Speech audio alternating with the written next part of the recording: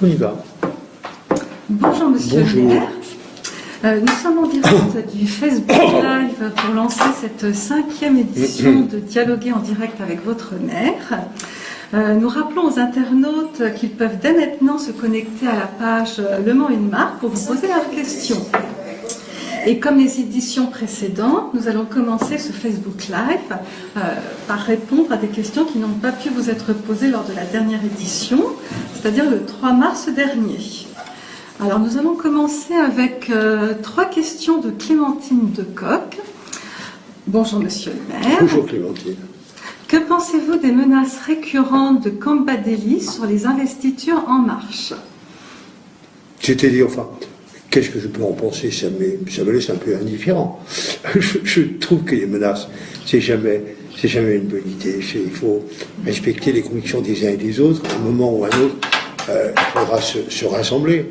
Et je crois qu'il faut éviter, justement, surtout quand on défend, on prétend défendre des gens qui ont été des frondeurs, qui ont montré peu de solidarité. C'est pas facile de faire appel aujourd'hui à la discipline au profit d'indisciplinés.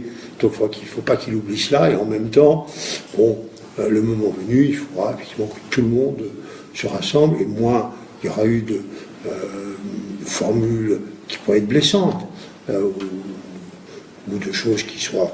C'est pas le cas, aucune procédure n'a été engagée. En vérité, tout ça, c'est un peu du verbalisme.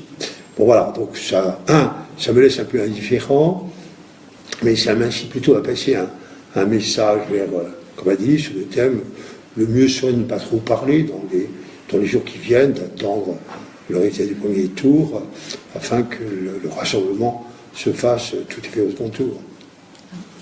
Donc une autre question de Clémentine Decoq. Vous êtes En Marche, et dans votre conseil municipal siègent des élus UDI qui ont rejoint aussi En Marche.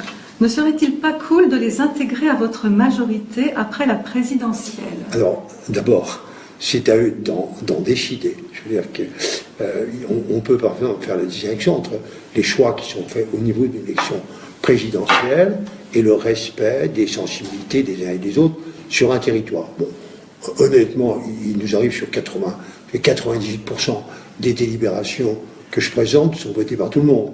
Donc déjà, de fait, en dehors du budget, il y a un très large rassemblement sur les propositions. Mais moi, je suis très respectueux des positions des uns et des autres, des histoires des uns et des autres. En parenthèse, moi, je ne m'interpelle pas En Marche. Je suis resté dans ma formation politique. Je suis extrêmement convaincu par la démarche d'Emmanuel Macron, de volonté de... Quelle est sa démarche? C'est de rassembler ce qu'il y a de dynamique, de positif, d'intéressant dans les différentes familles. Et de faire une grande famille à partir des talents des familles des uns et des autres. C'est pas un exercice facile, il y a un équilibre à respecter, mais les grands équilibristes, ils vont jusqu'au bout, ils traversent et réussissent. Mais ça implique le respect des uns et des autres. Voilà. Alors, autre et dernière question de Clémentine Decoq. Pourriez-vous faire intervenir la police municipale? Il y a un homme presque nu qui court dans le cœur de ville et insulte les femmes. Outre les insultes, sa tenue vestimentaire est indécente. Bon, en tout cas, d'abord, on me le signale. Je crois que c'est bien de prendre Est-ce que je peux avoir des choses plus précises sur le lieu du centre-ville où ça se produit? À l'évidence, on est devant une compétence de police municipale. L'exhibitionnisme, bon, si j'ai bien compris ce dont il s'agit, si j'ai des informations plus complexes que le centre-ville, c'est quand même assez large.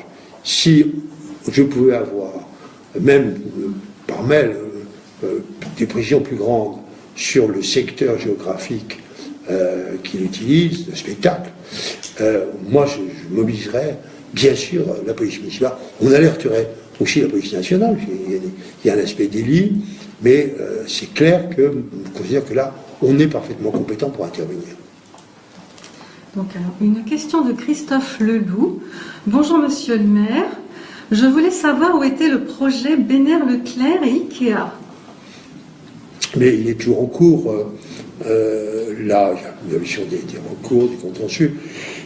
Moi, je souhaite que il se réalise parce qu'il y a quelques années, on me reprochait que Le Mans ne soit pas assez attractif pour avoir Ikea. Alors vous verrez toujours cela. Ikea avait un choix, il pouvait très bien aller à Angers. Que n'aurait-on pas dit si Ikea avait été à Angers et non pas au Mans, sur le thème de l'attractivité du Mans? Donc en tant que c'est un élément, un signe de l'attractivité, c'est essentiel que le projet aboutisse. Il y a des étapes, il y a des contentieux. Pour l'instant, ils ont tous été gagnés. Les opérateurs ont gagné tous leurs contentieux, mais ça freine, bien sûr, les projets. Mais vraiment, je rappelle que l'enjeu, c'est de ramener vers le Mans un commerce qui actuellement va vers d'autres villes, puisque Ikea n'est pas présent sur le Mans. Alors, une question de Mouktar Jaffar. Bonjour, monsieur le maire. Bonjour. Au Mans, il y a de plus en plus de déboutés de leur demande d'asile. Ces gens vivent des situations lamentables. Quelles solutions préconisez-vous? Alors, je rappelle quand même que les demandes d'asile, le statut de réfugié, c'est une responsabilité de l'État. Au niveau national et local. Moi, j'ai parfaitement fait savoir au préfet que nous étions tout à fait en volonté et en capacité d'accueillir des femmes et des hommes qui ont le statut de réfugié. Moi, je fais la différence entre la migration économique, qui est un sujet en tant que tel, et les réfugiés, il y a des femmes et des hommes qui fuient leur pays parce qu'ils sont menacés. Ils sont menacés dans leur vie elle-même. Et je trouve que la formule de Michel Rocard, qui était on ne peut pas accueillir toute la misère du monde, encore faut-il faire sa part et prendre sa place. On a coupé cette formule en deux. Moi, me sert de ligne, nous devons faire notre part de solidarité à l'égard du monde des réfugiés. On en a la capacité, nous avons des logements, on n'enlève rien. Quand nous accueillons un réfugié, nous n'enlevons rien à personne. C'est important par rapport, parce que souvent il y a ce débat, mais si vous les accueillez eux, ça nous enlève quelque chose. Ça n'enlève rien à personne, et notamment ça n'enlève rien à personne en matière de logement. Bon, voilà. Mais après, c'est l'État, sur le statut même, c'est l'État. Vous savez que on parraine lorsqu'on a des familles qui viennent avec les enfants sont dans nos écoles, on fait des parrainages, parce qu'on considère que dès lors que les enfants sont dans nos écoles, ce sont nos enfants, et ça a plutôt aidé à des régularisations, puisque depuis 10 ans que nous avons cette méthode, ce procédé, on a plutôt obtenu que des statuts soient accordés. Alors nous passons à une question de Grégory Varino, qui formule en fait 2 questions. Que comptez-vous faire pour cesser les rodéos de moto tous les vendredis soirs, avenue de Gaulle? Ils sont bruyants et dangereux. Et autre question, tous les soirs, les camions poubelles passent tard et les services de nettoyage très tôt vers 5 heures. Serait-il possible de revoir les heures de passage dans un même secteur? Alors, il y a 2 questions qui sont totalement différentes. La première, c'est une question qui revient, qui était une question qu'on a traitée il y a quelques années. J'ai toujours pensé que les runs sauvages, c'était plus un problème de retour des runs que de runs du même. C'est une localisation. Et là, le signalement de notre interlocutrice me confirme que ce qui a toujours été ma préoccupation, c'est le retour. Et la nuisance, au moment où ça se passe, à l'heure où ça se passe, du retour. Et donc, je vais susciter des contrôles de police à ces heures de retour, parce qu'on avait déjà réagi il y a quelques années, je n'entendais plus parler de ces runs de retour, c'est le vrai sujet, plus encore que ce qui se passe du côté des 24 heures, de cette zone, et donc il faut vraiment la méthode, on l'a déjà fait, on alerte et on prévoit des contrôles de police inopinés pour freiner les vitesses, que les gens aient des pots d'échappement. Parce qu'honnêtement, là aussi, un motard qui ne roule pas vite et qui a un pot d'échappement, il n'est pas nuisible à 3h du matin ou 4h du matin. Ce message, le motard veut qu'il soit accepté. Mais il y a une méthode extrêmement simple pour être accepté quand il traverse la nuit une ville. On va lentement et on a un pot d'échappement. À ce moment-là, on n'a pas de nuisance. Et c'est ces choses-là qu'il faut que l'on rappelle. Sur le second sujet, qui est les poubelles. Là, c'est un sujet plus compliqué, parce que dans les endroits, notamment de centre-ville, où il y a des problèmes de circulation, il est indispensable d'être là le soir. Donc, on va prendre en compte les observations, on fera une réponse écrite pour montrer que si la nuisance est réelle, la solution est beaucoup plus difficile à trouver qu'on imagine, parce qu'il faut qu'on fasse des dessertes le soir, des ramassages de poubelles le soir. Alors, une question de Delphine Barrière-Dubois. Bonjour Monsieur le maire. Bonjour. Soutenant le commerce de proximité, l'écologie, etc., il m'arrive de me garer une semaine dans mon quartier sans bouger ma voiture et je me prends des PV. Il se trouve que chacun de nos enfants et nous-mêmes avons des cartes de tram. Votre réponse à notre dernier courrier est plus qu'étonnant face aux millions dépensés pour privilégier le transport au Mans. Qu'en pensez-vous ? On continue à fermer les petits commerces, on continue à polluer alors que nous avons tout pour éviter de prendre nos véhicules.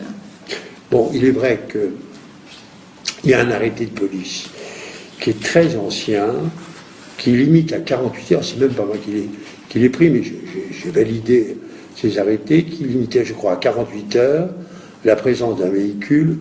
C'est pas 48 heures 24 même, c'est encore, il paraît, on me fait signe dans mon entourage qui est encore plus rigoureux. Mais peut-être que la tolérance a été jusqu'à 48, mais le texte est 24. Je crois qu'il va falloir qu'on s'adapte. Il y a longtemps qu'on fait cette remarque.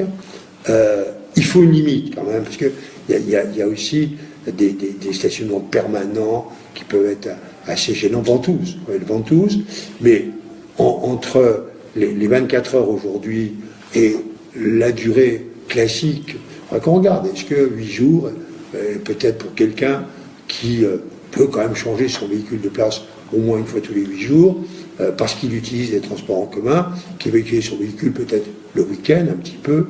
Non, la question qui est posée est pertinente et légitime. C'est un vieux sujet, mais c'est l'occasion pour moi peut-être de réexaminer le règlement de police en matière de stationnement et peut-être d'aller de 24 heures à une durée, il y aura un débat entre élus, mais de prolonger un peu cette durée.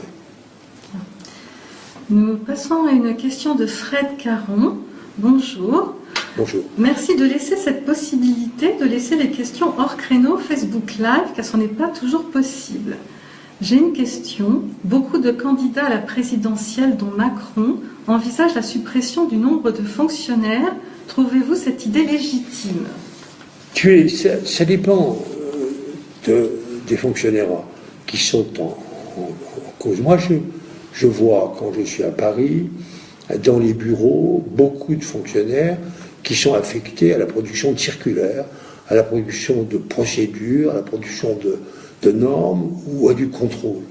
Bon, qui ne sont pas prestataires de services. Je trouve qu'on n'a pas fait assez la différence entre ceux qui rendent des services, comme l'instituteur, l'infirmière, le policier, le magistrat, et d'autres, celui qui ramasse les ordures ménagères, enfin tous ceux qui rendent des services à la population dont on a besoin et dont il ne faut pas réduire le nombre, et puis tout cet appareil de production du papier qui nous étouffe quelquefois, qui nous contraint, qui ralentit les procédures. Je dis souvent, vous savez, aujourd'hui le temps du papier est plus long que le temps des chantiers. Et donc on réduise le nombre de fonctionnaires qui sont affectés à la production d'un certain nombre de documents, de papiers, de procédures, de schémas et de contrôles. Là, honnêtement, même pour l'efficacité du service public, ça serait bien. Donc, ce n'est pas un discours général sur les fonctionnaires qu'il faut tenir. Il faut essayer d'identifier, y compris les endroits où le numérique a permis de faire aussi un certain nombre d'économies. Il y a un changement dans les services qui sont rendus, dans la manière de mettre en œuvre ces services. On peut faire de la mutualisation entre collectivités, il y a des économies intelligentes à faire, mais je ferais volontiers la différence entre les agents qui rendent un service direct à la population, il ne faut pas en réduire le nombre, et des endroits où on est plutôt dans la production juridique, et honnêtement, produire juridiquement un peu moins n'est pas de nature mettre en cause le service public, mais au contraire à lui permettre de mieux fonctionner. Mais c'est vrai qu'on n'a pas assez fait cette différence. On parle trop généralement des fonctionnaires, ce qui n'est pas bien, parce que moi je vois très bien dans ma ville celles et ceux qui, dans les services quotidiens qui rendent, sont totalement indispensables et qu'il faut conserver. Nous passons à la question de Philippe Fersen. Merci pour cette proximité avec les habitants. Pas eu l'occasion de me connecter ce midi, alors ce midi c'était en mars dernier, mais je voudrais savoir si vous pouviez organiser plus de loisirs, d'événements comme entre cours et jardin dans la cité Plantagenet. Ça la mettrait en valeur et la rendrait plus vivante. Beaucoup de monde pense comme moi. Bon, on a deux grandes manifestations qui sont cours et jardin et mansards. D'autres manifestations sont portées par la commune libre Cité Plantagenet, on les accompagnera notamment pour Noël. Il y a une réflexion pour rendre plus animée la Cité Plantagenet pour Noël. On a quand même l'été, les chimères qui amènent tout le mois de juillet, tout le mois d'août, beaucoup de monde sur la Cité Plantagenet. Et on va avoir le moment venu, l'ouverture du jardin archéologique sur lequel les fouilles sont faites, qui sera une occasion d'apporter là aussi de nouvelles animations. Donc c'est vrai qu'on a le succès des deux grandes manifestations, cours et jardin et mansards. On peut accroître le nombre d'animations sur la cité au-delà de ce que nous faisons aujourd'hui. Alors, une question de Stéphane Remars. Bonjour Monsieur Boulard. Bonjour. On en a tous marre de voir nos arbres se faire couper de partout. J'habite vers l'université et tout a été rasé au niveau de l'échangeur Rocade, route de Laval. C'est devenu moche, comme la place de la Rède et les Jacobins. Super. Et qu'en est-il du devenir des arbres des quinconces et du si peu qui résiste à votre amour du béton? Oui, écoutez, ça c'est le vieux slogan que j'entends. Je le laisserai, parce que je sais quand un slogan. J'ai dégagé, pour des raisons de préservation, la cathédrale, qui était enfouie sous les arbres. Et les fouilles que l'on a faites fait que les arbres seraient aujourd'hui en l'air, donc il a fallu les enlever. Je suis fier d'avoir dégagé la vue sur la cathédrale, et heureusement, elle est très minérale, la cathédrale.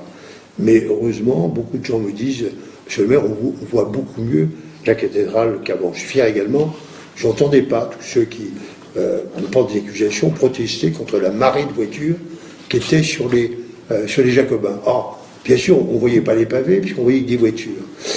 Je trouve que ce qu'on a fait aux Jacobins, l'arrivée du marché, son positionnement, les terrasses aux Jacobins, les arbres qu'on a également plantés, font l'objet, moi, dimanche matin, on me dit beaucoup de bien de l'ambiance qui règne et du fait qu'on ait chassé les voitures qui occupaient totalement le Jacobin. La République, c'est quand même oublier une époque où tout autour de la République était un rodéo de voitures. Et je n'entendais personne de ceux qui me font des procès en arbre protester contre cette situation. On me dit aujourd'hui qu'il fait beau, que mon interlocuteur aille donc sur la place de la République, il verra des terrasses partout, il verra des gens en train de prendre un verre au soleil, parce qu'on a libéré les espaces. Bon, en même temps, il y a des animations sur ces places, et les animations sur ces places impliquent que l'espace soit disponible. On ne fait pas un marché sous les arbres, ça n'existe pas. Si on a discuté avec leurs commerçants, ils verront que pour avoir des espaces, notamment de commerce, il faut avoir de la place. Bon, par ailleurs, on a ouvert Mono, on a ouvert l'île aux planches, on a rénové le jardin des plantes. Pour l'an 2000, on a planté 2000 arbres. On est la seule ville où on a fait la forêt de l'an 2000. Mais je ne suis pas sûr que j'arrive à combattre ce slogan. Un jour, quand même, je mettrai sur la table le fait qu'à l'occasion du tram, on a planté beaucoup plus d'arbres qu'on a dû en couper. Bon, est-ce qu'un jour la vérité l'emportera sur les slogans? Je n'en suis pas sûr, mais je vais commencer à mettre sur la table toute une série de documents. Mais pour ce qui est des Jacobins, moi on me dit du bien de l'aménagement des Jacobins, on me dit du bien de l'espace culturel qu'on a mis en face de la cathédrale. Dieu sait que ça a été combattu, il y a eu 5000 pétitions contre. De temps en temps, il faut assumer des projets, et je suis très content, le dimanche, d'entendre plutôt du bien de l'aménagement que nous avons fait aux Jacobins. Donc, alors, une question de Taleb Sidoumon. Allez-vous donc nous représenter dans les prochaines élections sénatoriales et municipales sous la bannière Emmanuel Macron? D'abord, je reste dans ma fonction politique. Deux, même si effectivement je me dis je ne fais pas mon âge, j'ai quand même 74 ans, il y a un moment, il faut savoir arrêter et finir ses mandats. Je dirais le moment venu ce que je veux faire en juin entre les sénatoriales et les municipales. Là, je me dirais, mais en tout état de cause, je n'ai l'intention de me représenter à une élection dans l'avenir. Il faut avoir le choix. Mais donc, si je m'étais représenté, j'aurais conservé mon étiquette. Et quand on est dans sa famille depuis 71, on n'a pas envie de changer de famille, même si on a envie que sa famille change un peu. Mais c'est pas la même chose. Entre changer de famille et demander à sa famille de changer, je vais plutôt consacrer de l'énergie dans les années qui viennent à faire que ma famille devienne véritablement social-démocrate. Parce que plus personne ne sait ce que veut dire la référence au socialisme. Du reste, la plupart de mes amis, lorsqu'ils finissent leur meeting, parlent de démocratie, de république.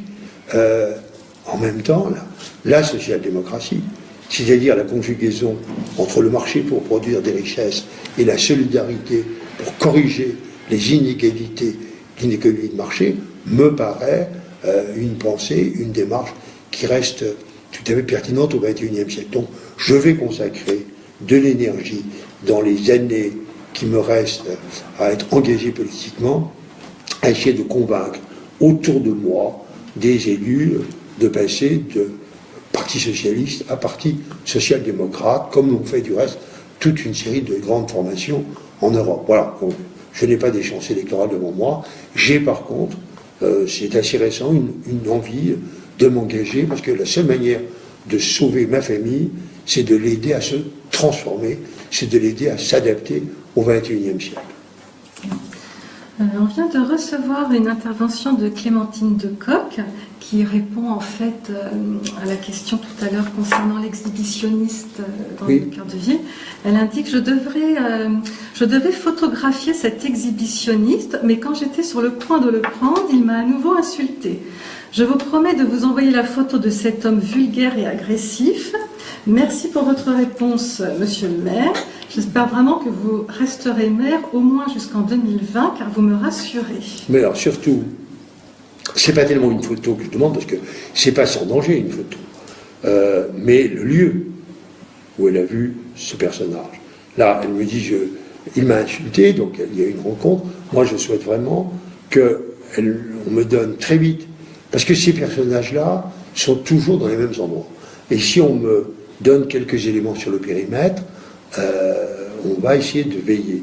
Donc, merci de cette première réponse à ma réaction. On reste en contact et vraiment par mail, aussitôt qu'il y a des éléments très concrets sur la zone dans laquelle ce personnage se déplace, dans la tenue qu'on me décrit, avant même de faire une photo, ce qui peut être tout à fait dangereux, qu'on m'alerte sur les lieux pour qu'on puisse monter un peu une petite surveillance afin qu'on le coince. D'accord. Il y a une intervention donc de Leïla Digan. Des œuvres investissent les parcs pour Pulsart. C'est très beau. Une belle initiative. Pourquoi ne pas imaginer cela sur une année dans le centre-ville du Mans pour contribuer au rayonnement du cœur de ville? Parce que dans le cœur de ville, on a des espaces qui sont utilisés à d'autres activités également. Prenons les Jacobins, j'ai 3 marchés, dont un dimanche qui prend tout l'espace et qui n'est pas compatible avec la présence permanente d'œuvres d'art. Sur la Place de la République, j'ai également toute une série de manifestations. Non, on va réfléchir à ce qu'on appelle street art, l'art de la rue, pour voir comment, dans un certain nombre de lieux, on l'a fait déjà dans les alvéoles du tunnel, on pourrait aussi dans les parcs, pour certaines statues, avoir une présence plus permanente des œuvres, mais je suis en train d'essayer d'identifier des lieux d'exposition où on pourrait, du côté de l'art de la rue, avoir des présentations permanentes. Donc l'idée est juste, il faut la rendre compatible avec les autres usages de l'espace et aussi avec les dégradations. Parce que la nuit, le contrôle est ce qu'il est, on ne peut pas se permettre de laisser une très belle œuvre la nuit qui pourrait être dégradée. Rappelez-vous les suricates qu'on avait mis autour de la cathédrale, on ne savait pas qu'ils allaient être volés, les suricates ont été volés. Donc il y a aussi cette haute préoccupation, l'espace public, pour des œuvres de très grande qualité. En tout cas, seuls certains types d'œuvres peuvent y être mises, d'autres sont trop fragiles pour être en permanence dans l'espace public. Alors, une question de Titi Montréal. Bonjour Monsieur le maire, mon père habite vers les Commeries, vers Changé, et est désireux d'être connecté à la fibre ou à une ligne ADSL convenable. Or, le maire de Changé ne veut rien faire pour remédier, donc comment faire? Moi, je n'y peux rien, parce que Changé n'est pas dans la métropole. J'ai pas l'habitude en plus de donner un jugement sur mes collègues. J'ai une règle, quand un de mes concitoyens interpelle un maire, son maire, moi, je suis tenu à l'obligation de réserve. Je n'aimerais pas qu'un collègue parle de mon action. J'ai quand même ce respect profond des responsabilités de mes collègues, et donc je ne peux que renvoyer à Changer la question qui est posée. Le président de la métropole ne saurait s'initier dans les questions qui concernent uniquement le maire de Changé. Une question de Anouar Tari. Bonjour Monsieur le maire. Bonjour. Sur la place des Sablons, des groupes de jeunes trafiquants de drogue, hashish et autres, en plein jour et en toute impunité. Quand allez-vous nous délivrer de ces groupes de délinquants? Alors, c'est incontestable. Deux, je l'ai souvent rappelé, la drogue et le trafic relèvent de la police judiciaire et de la justice, et pas de la police municipale. Que les choses soient très très très claires. Il y a encore un État, il y a encore un pouvoir judiciaire, une autorité judiciaire plutôt. Et donc, je sais que le procureur a un objectif, au-delà de la remontée des filières pour arrêter les trafiquants, de pourrir un peu la vie aux petits dealers qui ont occupé les quartiers. Moi, je crois beaucoup à cette idée. On fait le signalement, on alerte, on transmet, mais il faut arrêter de dire c'est au maire de régler. C'est pas vrai. Et du reste, moi je rencontre mes collègues, que notre interlocuteur me cite une ville de France, de plus de 100 000 habitants, où il n'y aurait plus du tout de trafic de drogue. Je suis prêt à l'emmener pour qu'on aille voir. Je lance ce défi, qu'on me cite une ville de plus de 100 000 habitants où il n'y a plus de petit trafic de drogue dans les quartiers. Je vous jure que si on me signale ça, j'y vais dans le mois qui vient, je prends un rendez-vous avec le maire, je prends un rendez-vous avec l'équipe municipale, je suis prêt à recopier, mais en même temps, je vois beaucoup de gesticulations, de rodomontades, de gyrophares, de tout cela, qui ne règle rien, qui crée des tensions. Donc attention également à ne pas prendre des attitudes qui seraient de nature à créer des tensions au sein des quartiers. Mais, le trafic est réel, les petits trafiquants sont là, on a réussi qu'il faut les déplacer, ça a été le cas pour Leclerc. Là, nous avons fait à nouveau le signalement à la police, rappeler cette intervention et indiquer que vraiment cette question-là relève à la fois et uniquement de la police nationale et de la justice. Nous prenons une question de Alexandre Vaillet. Bonjour Monsieur le maire. Bonjour. La ville du Mans semble tourner le dos à la Sarthe, ce qui est bien dommage. En effet, les accès à celle-ci sont limités et la navigation est presque inexistante. Beaucoup de villes ont fait le choix de redynamiser leurs rives, leurs quais et les activités en rapport avec leurs fleuves ou rivières. Pensez-vous qu'il est possible de rendre la Sarthe plus attractive? Merci. Je crois que c'est vrai.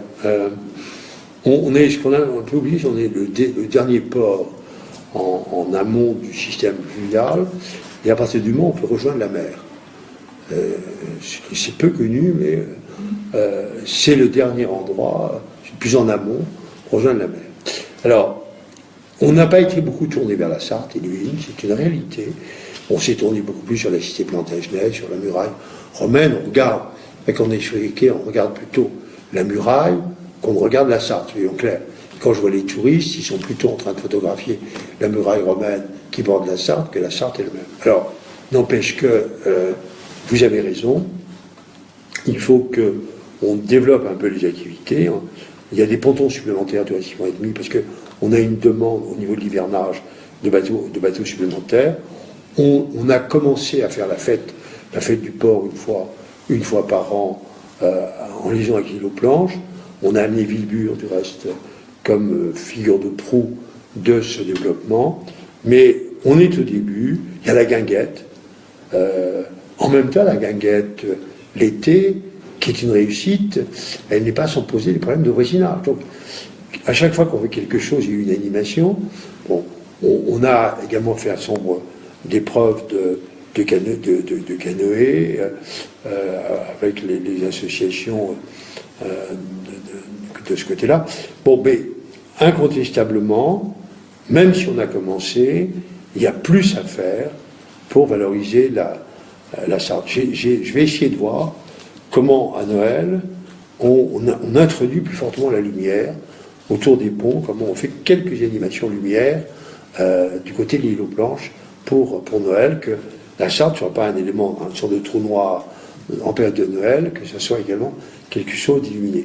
On a amené aussi le feu d'artifice en bord de Sarthe. Après tout, le feu d'artifice, il y a 3 ans, il était au 4 jours, il était au centre des expositions, il est maintenant en bord de Sarthe. Donc, pour bien que, par étape, on amène des choses en bord de Sarthe, mais vous avez raison de penser que les animations ne sont pas encore assez nombreuses. Alors, nous venons de recevoir une réponse de Leïla Digan par rapport en fait au parc Pulsar oui. Et votre réponse sur le street art. Donc merci Monsieur Boulard pour votre réponse. À suivre donc. Bonne journée. Merci. Voilà, parenthèse. Alors, il nous reste 2 questions. Alors donc une à nouveau de Clémentine Decoq. Avec le printemps, le retour des allergies, envisagez-vous quelque chose pour réduire les arbres allergènes? Ah ben oui. Alors l'arrivée, c'est extraordinaire. Dans le même journée, on m'explique que je coupe des arbres, que j'aimais bien, et on me demande d'en couper. J'espère que les nations mesurent bien les préoccupations contradictoires ou les demandes assez contradictoires qui me sont faites. Alors, c'est les tilleuls qui provoquent des allergies. On a commencé. Il y avait des tilleuls, on a coupé les tilleuls et on a planté de nouvelles espèces. Et donc, par étapes, c'est ce qu'on veut dire, c'est l'arbre qui provoque le plus d'allergies par rapport au pollen, ce sont les tilleuls. Bon. On va progressivement couper les arbres qui provoquent des allergies et planter des essences qui ne posent pas de problème. On a commencé avec Rein et Danube. Vous voyez qu'il faut que le maire il coupe des arbres de temps en temps. Il en plante, il en coupe, et il en replante. Donc la dernière question, celle de Cyril Huveline. Qu'allez-vous faire pour redynamiser la rue nationale et la nettoyer de ses déchets? Il n'y a aucune poubelle, notamment en bas de cette rue et aux abords du lycée Washington. Bon, on prend la remarque sur les poubelles, on va regarder comment on peut améliorer. Bon, j'aime bien, parce qu'il y a des remarques concrètes. Et quand on fait des positions concrètes, ce que je souhaite, c'est qu'on en tire les conséquences assez rapidement. Insuffisance de poubelles en bas de la rue nationale, sous réserve de trouver des emplacements où les mettre, que l'interlocuteur a dû remarquer que les trottoirs dans la deuxième partie de la rue nationale sont plutôt étroits, alors qu'ils sont plus larges en haut. Ça tient à ce que les commerçants étaient hostiles à ce que l'on élargisse les trottoirs dans la deuxième partie de la rue nationale, contrairement à ce qui était favorable dans la première partie.